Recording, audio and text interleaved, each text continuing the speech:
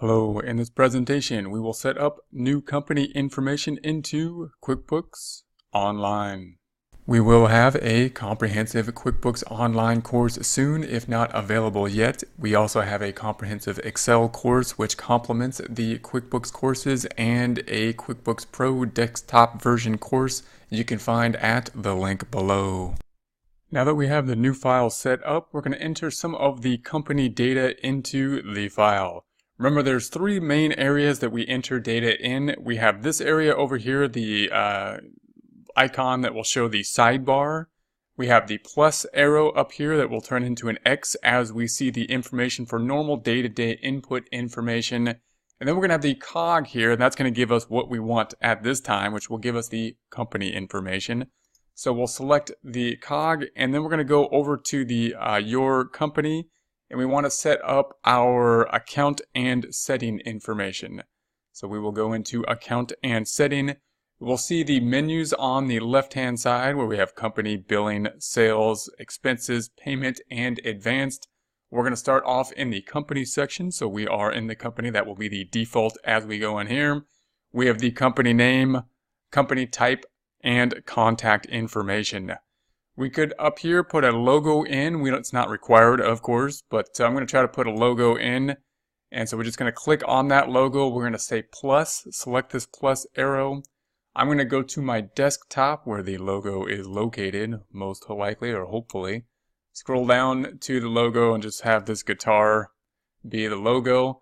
And you probably want to put more time into the logo than that, but that's just to see that we can put a logo in. We have the legal name I'm going to keep as Get Great Guitars. That's the default when we set up the company. We're going to say same as the company name.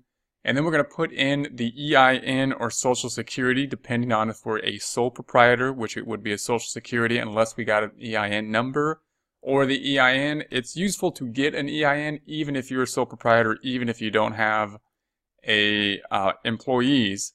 That's an employee identification number, the EIN. You don't need, even if you don't have employees, however, it's useful when you fill out documentation such as this or 1099s to not have to put your Social Security number on it. So it's worth looking into. You'd have to go to the IRS.gov in order to put that information in. So I'm just going to select a number here and save that. This is typically the format of an EIN. Of course, the Social Security would look like a typical Social Security with the 2 dashes. So there we have that information.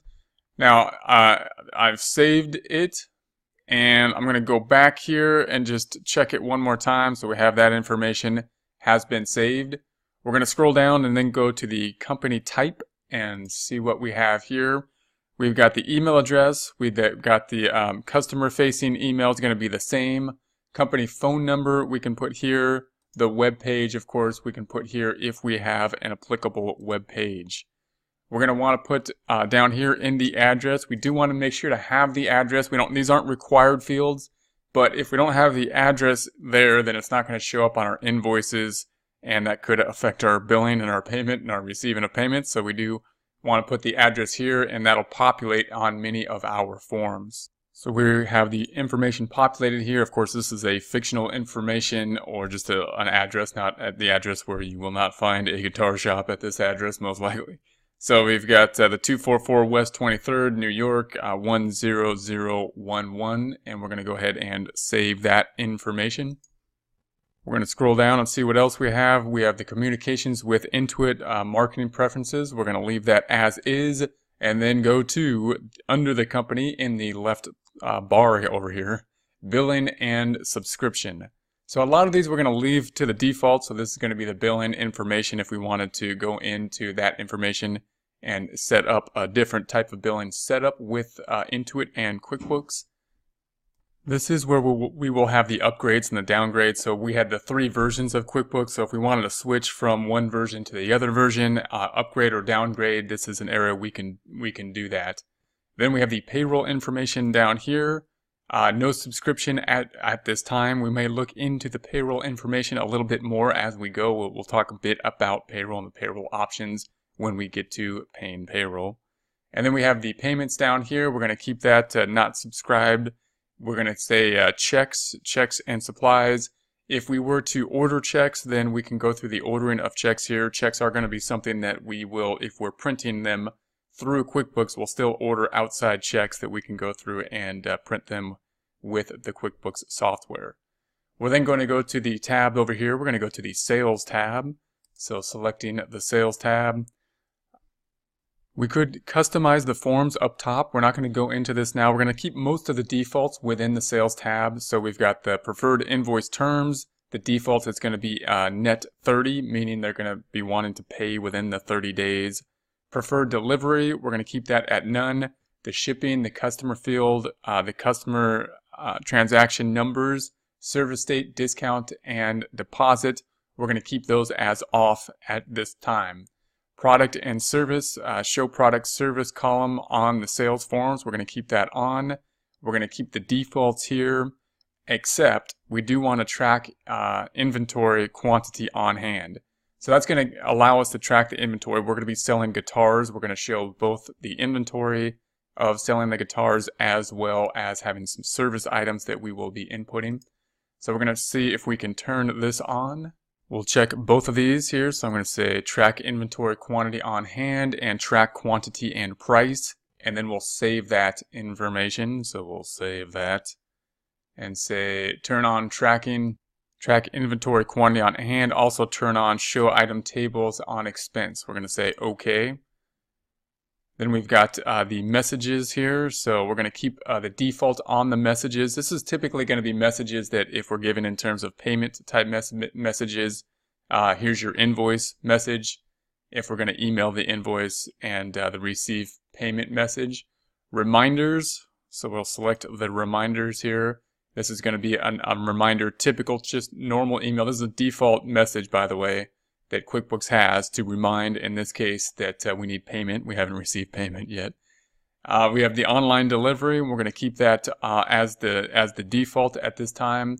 And these statements list each transaction as a single line, show aging table. We will keep the default settings there as well. We're then going to go over to the Expenses tab, moving down to the Expenses tab. We've got the Billing and Expenses. We're going to keep generally the defaults here. Show item table and expenses and purchase forms. Track expenses and items by customer. We're going to keep that off. Make expenses items billable and default bill payment. Purchase orders, use purchase orders. We're going to turn this one on, so this one's important. The default was off. We're going to go ahead and say we want to use purchase orders, and we're going to say use purchase orders, check that off.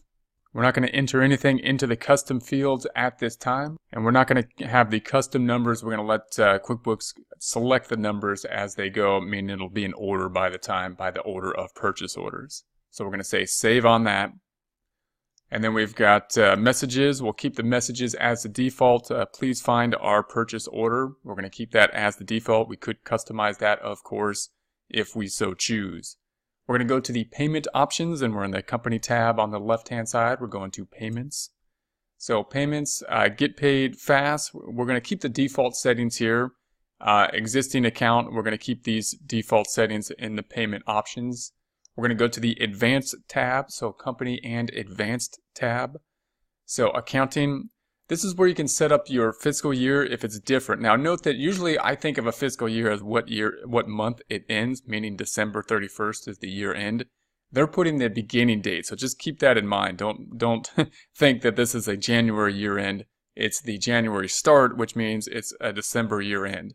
So if you have a typical 12/31 year end, you can keep the default. It'll typically be the default setting. It's going to be the same as the fiscal year, so if you don't have any unusual year, that'll be the same. If you do, then you want to adjust this. Accounting method, accrual is the default. You typically want the accrual because that is the default, but we can toggle back and forth to a cash method as well, and we can talk more about what the difference is as we start entering data. Close the books, we're going to keep that off at this time.